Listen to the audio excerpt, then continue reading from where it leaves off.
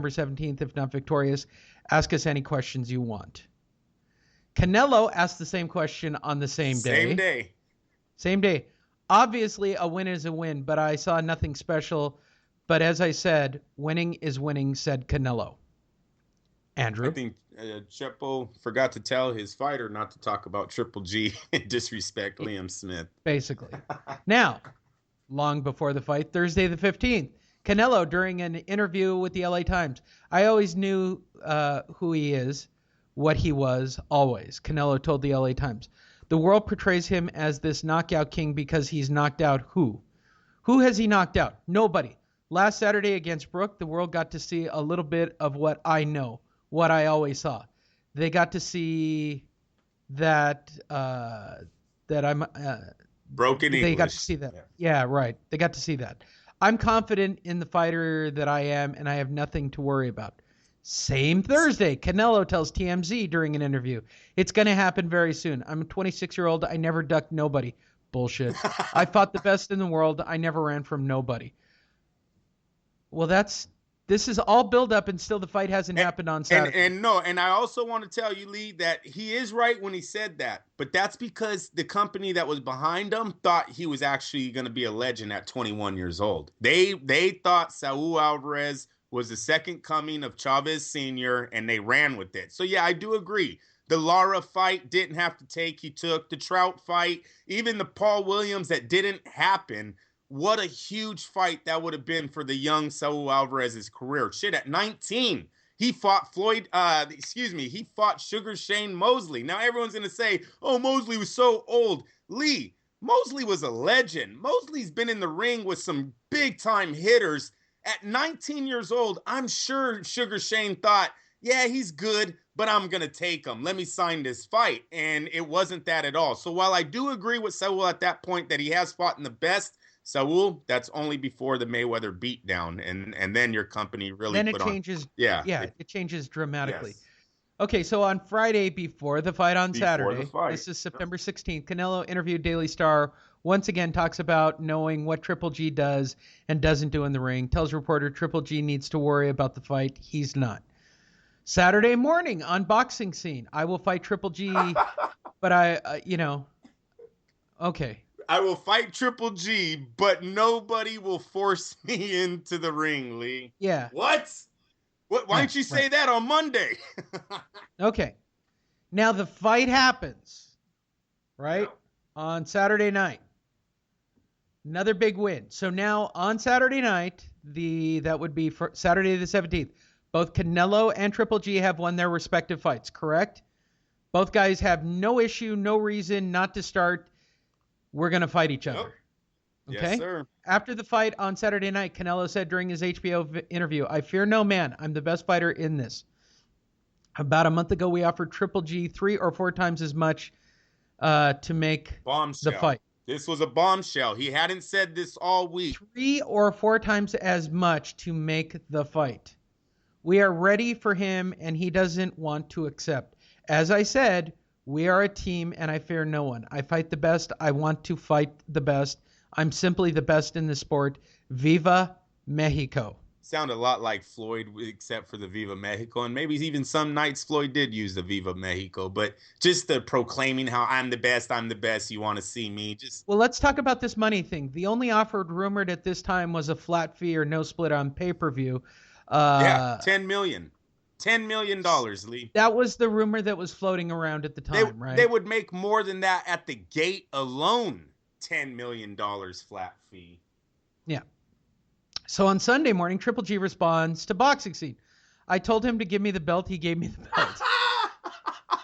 Right? I want this fight. Everybody wants this fight. This would be a great fight for the fans, for everybody. I don't think his promoter wants the fights. Yep. No, and that's it. That's it, period. I told him to give me the belt, and he gave me the belt. That's all. Triple G's a stud. I'm telling you, the guy has no worries about Saul Alvarez. Saul is the one who looks terrible in all of this. And for whoever's out there saying that Triple G should just suck it up, he's been looking for a big fight, so he should just take the $10 million and go with it, you're a fool. you're an absolute fool if you think Triple G is no lesser of a or is any lesser of a superstar than Saul Alvarez. I'm telling you right now, Triple G is bigger than Saul Alvarez. Now, he might not be as big in America and I don't even know about America anymore. I really think the fan base for Triple G has picked up in this country to a certain level that might even surpass Saul Alvarez.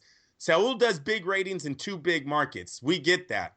Triple G does ratings and sells tickets in any market you put him in. He's bringing 2 to this. You're an absolute fool if you think everything that K2 has tried to build in Triple G, if they're going to just sell out for $10 million. You're absolutely insane. There's way too many opponents for Triple G in the UK right now. He has 2 fights right now that would sell out Manchester, Wembley, wherever you put it. And that's Eubank Jr. and that's Billy Joe Sanders. Saul Alvarez, we're stretching that he gets a rematch with Floyd. I don't even know if Floyd's coming back. Floyd's been out of the ring for a long time. Really don't know. We're stretching that one. I'll keep saying it. Floyd's waiting for Pacquiao to win again. And that's my other one, Lee. That is my other fight. I wouldn't still be surprised if Freddie Roach has come out before and said that Saul Alvarez is perfect for Manny Pacquiao, and he is right. Yeah, he is right. The guy is a fucking walking punching bag for at least 1 minute of every round. So Freddie's right on that. If Golden Boy was to offer Manny Pacquiao a good enough check, there's possibility that Canelo Pacquiao gets made. But folks, we are talking about 2 fights that we are hella stretching to make for Saul, and I'll give you a reason why. One, Mayweather might take Saul as too big of a threat right now. He's 26. He looks stronger and better than what he was at 22. Might not want that fight. Manny Pacquiao is tied in with Top Rank that has a fighter named Terrence Crawford that they're trying to catapult into the superstar elite class. I don't know if they want to give Manny Pacquiao over to Golden Boy so they could use him for their star power, for their cash cow. So we're stretching on these 2 fights. Triple G has to. There is no stretching. There is no, well, if this happens and that happens. No.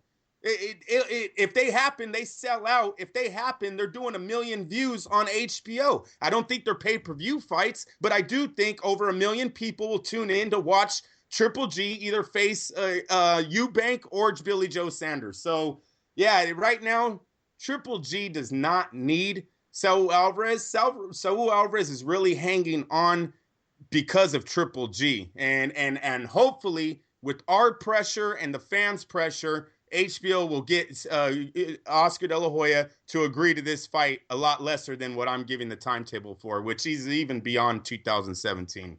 And so go ahead, Lee. Yeah, go ahead. No, go ahead. On Sunday morning, after all the allegations of the money that floated around, Tom Loeffler of K2 and Triple G's managers both got stories out. One was written by Steve Kim. Both are on Boxing Scene, and a nod to Gregory Stangret, who both wrote articles based on him, and both of them categorically state what the offers were, that it was bullshit, that they're twisting the truth so that Canelo has a better public perception. Like, I really... Are the Canelo fans that stupid? I mean, that's really what I got to believe. Are there really Canelo? Because I've seen it on social media where Canelo people are like, this guy really is that great, or it's really Triple G's fault. Yeah, he's the star. You're seeing this again about who's the star, and we're starting. And I even went on a few chat rooms, Lee, and started saying we need to stop arguing about who gets the bigger split. That's not our argument. Our argument should be, why aren't they fighting? This fight is he did 51. We're stuck in that Mayweather Pacquiao. Yes, here we go all over again. 45, 60, 65, 35, blah, blah. Come on, people. Hey, will you act like you're getting paid off of these splits? Fuck a split. Make them fight. Yeah, I agree. So last week, Canelo was diagnosed with a fractured thumb, and he'll be out till the end of 2016. Now, here's my question: is that for real? Lee, listen to me. This is why I say they need to fire whoever's the medical assistant in their team. If they even have one, don't know if it is, but if they don't, they should get one because it didn't look good Sunday. And I'll tell you why. So we have a fractured thumb now. Oh, he's out until next May. He won't be fighting, right? Well, so why, after the fight in the hotel or the Dallas Stadium, because it wasn't Las Vegas, a fan caught Saul Alvarez walking out. She takes a picture with them. Alvarez, he's a cool guy, takes the picture, and guess what they show in the picture, Lee? A wrapped hand with an exposed thumb. And when I say exposed thumb, I don't mean there's a cast going half over his thumb. I don't mean that just the fingernails exposed on the thumb cast. His whole thumb is not wrapped. Yet then 24 hours later, you tell us fractured thumb. Why did the fuck was his hand wrapped and not the thumb? Well, they might not have known what it was. They might have thought it was a fractured That's why hand. I just said whoever is the doctor or was at that fight, if Jerry Jones's doctor is the one that diagnosed a fractured hand. They actually have x-ray machines at AT&T. Well, someone blew that big time, Lee. Well, that's pretty crazy because they do have Lee, that's I was going to say, well, at most casinos they don't have an x-ray. Wait, it was at AT&T Stadium. They got 2 x-ray machines, one on each side of the field. They got a veritable shit ton of doctors on hand for any given Sunday. It's a great picture. The whole hand is wrapped up. The thumb is exposed, and the next day you tell us his thumb is the one that's broken. Then Oscar got on social media and came up with another one of his fantasy cash offers with $2 million and a split of pay-per-view. It's an unofficial offer at this moment. $2 million. Yeah, right. No money at all, right? Stupid. And once again, Tom Loeffler has to stick his head out from underneath the sand going, no. Well, we are still discussing on our side. I know that Gennady wants to fight, but the money's crazy. He basically says it's crazy. The money's crazy. It's not fair.